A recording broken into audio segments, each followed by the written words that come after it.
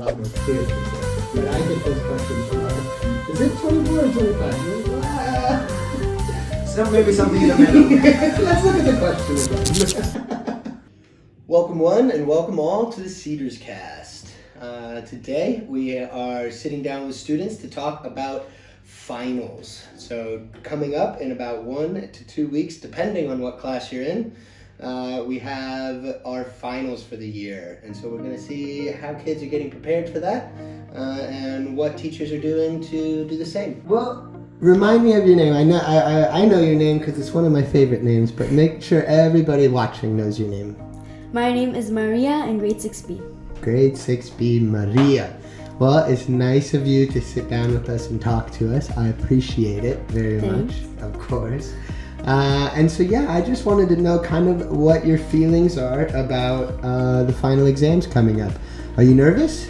Yes, very nervous. All my friends are nervous because the exams are going to be harder, and all the exams are before, like, they're all together to the final exam. So there's a lot of studying, reviewing, and being nervous. What class do you think you're going to do the best in? Like, what do you mean? I don't understand. What exam do you think is going to be the easiest? I think the math is going to be the easiest because like now everything's similar to each other and it's just easy. Yeah, for me, when I was in school, math was always the hardest exam for me. I'm not very good at math. But what do you think is going to be your hardest exam? I think it's going to be French because I don't know a lot of French nowadays. Got you. Yes, and we're learning grammar French, not like normal French. So it's not just learning vocabulary words and things like that. Yeah. You actually have to know the grammar. Yeah, even because we spoke earlier and you said that when you were little, you could speak French fluently. But when you speak French or when you speak a language, just because you can speak it doesn't mean you know the grammar. Yeah. And so even for people that are really good at a language, the grammar can always get tricky. I can't speak it now at all because I didn't have anybody to speak it to, like my parents, friends. Yeah. So how much do you study for an exam? For me, I study before the exam in a few days, so I can. Got you. So like every day I study like a lesson or two. Smart. So on the exam day, I can just review everything I studied and then I'll be done.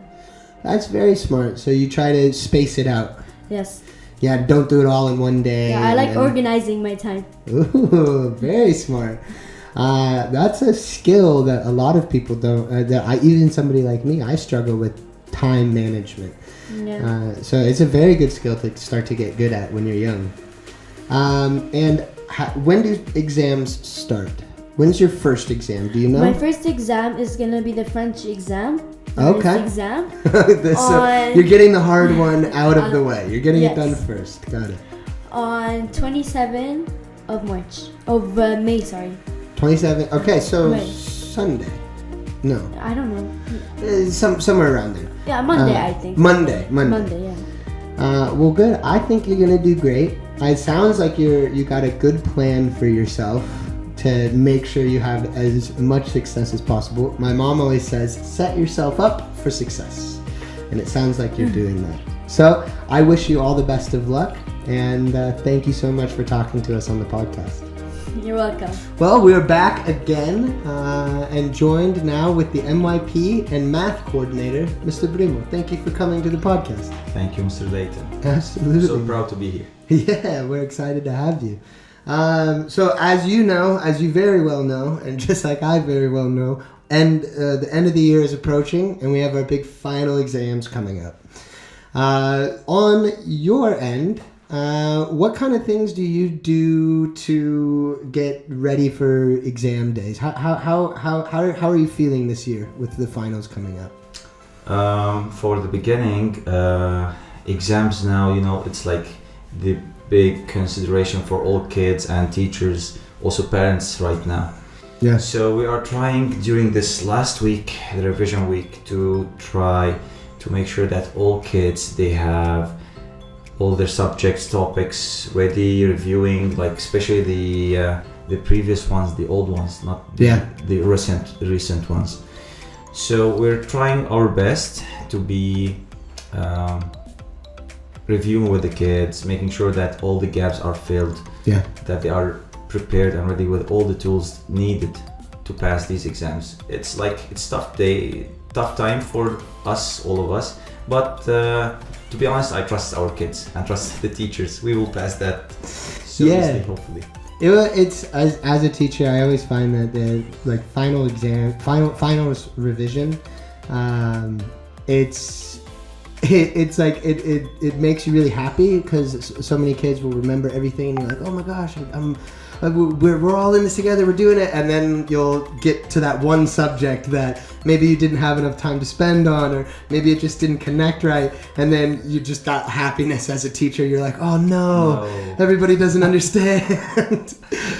Sometimes like recently joining the kids and mostly in MYP section to do some reviews for math.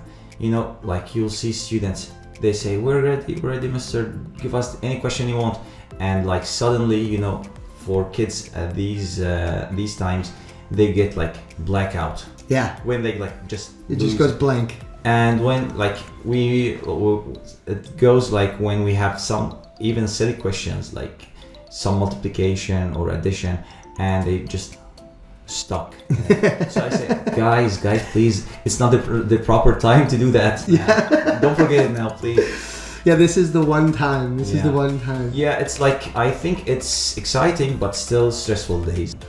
I always find like right before we do revision, or right before we as teachers have to create our revision packets, I always do like, I'll take one session and just blitz through every single thing we did for the entire year. Like I'll spend 2 minutes on something, but just to see like where everybody's head's at, I'm constantly, I have like my little blue book that has everybody's name in it. The name, the weaknesses, exactly, the points. And then I just add up which weaknesses were, which did the most kids have trouble with. It's like war. We have to focus on this. Exactly. It's every time it feels like, and just like you said, it's so hard to predict. Like there are subjects where I would just be convinced that nobody would have a problem with, and that's the one we need to focus on. And then the really hard, or what I thought was the really hard one, everybody's like, oh yeah, easy breezy. Like when when you are explaining something to kids during the session, and you'll find them, they say, mister, like it's too difficult, we cannot understand this topic. Right. And you say, guys, just look to this point. Like there's, they focus sometimes on like the wrong places. Yeah, they get like tunnel vision. Exactly, tunnel vision. So when you just point to the place where they should look, you say, like when you get it, like so satisfying. Well, so one of the biggest things that's happening at the end of the year here is that grade 5 are switching from PYP to MYP. And as the MYP coordinator, you kind of have a really in-depth knowledge on what that switch really means. What kind of things are looked for in a student that is getting ready to make that switch? To be honest, for grade 5, it's a tough year because they are focusing, like first of all, like in our IB school, we have 2 programs, PYP and MYP.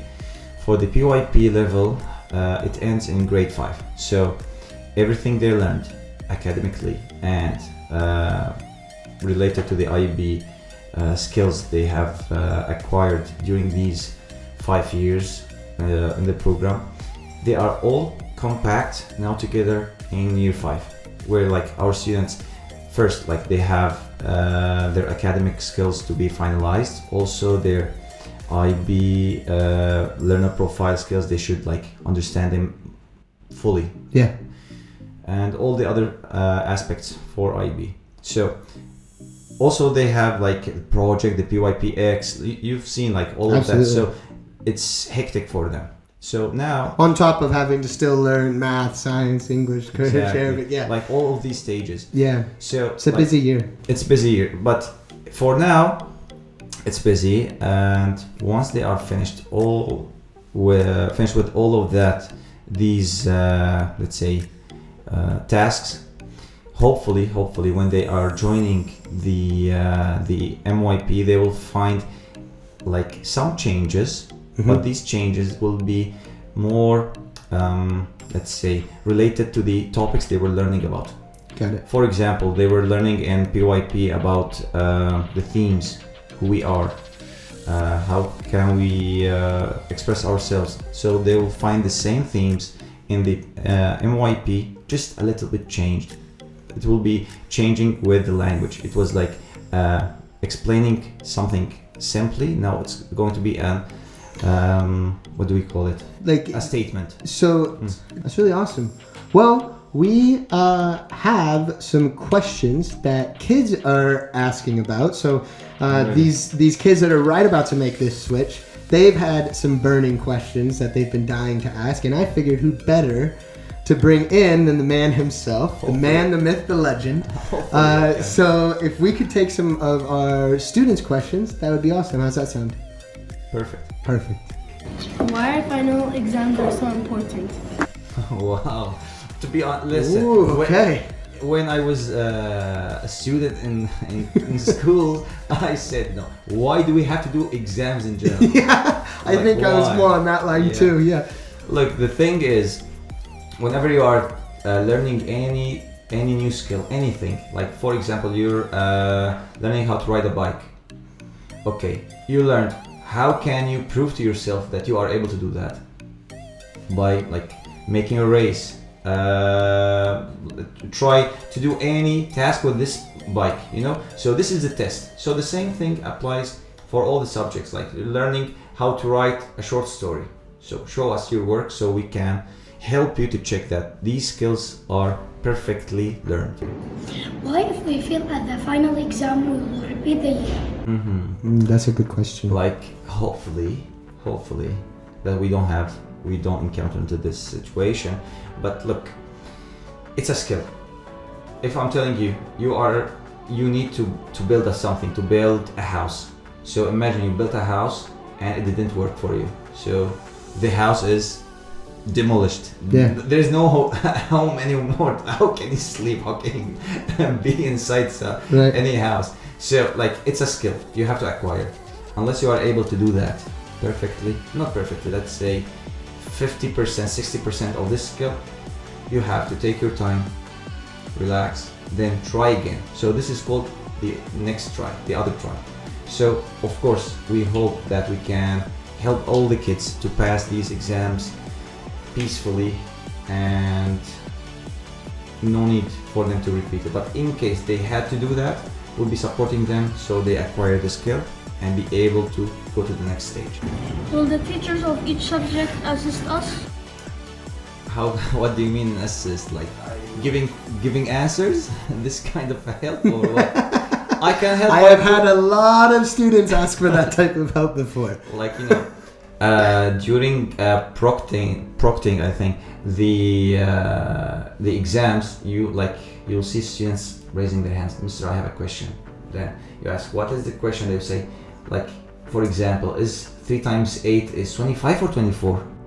this kind of help, I don't believe I can help during the exam, but we can help them during their exams by explaining the questions. Absolutely. Trying to make sure that everything is clear for them, though there's no misunderstanding with any of the questions. I think And that's of course, the most important thing. yeah, and of course to keep the exam environment peaceful and quiet so they can think. All right, well, Mr. Brimo, thank you so much for joining us on Cedars Thanks Cast. a lot. It's been a lot of fun. This has been a great time. I like this place, guys. Absolutely. Bring me more. Yeah, we will. All right.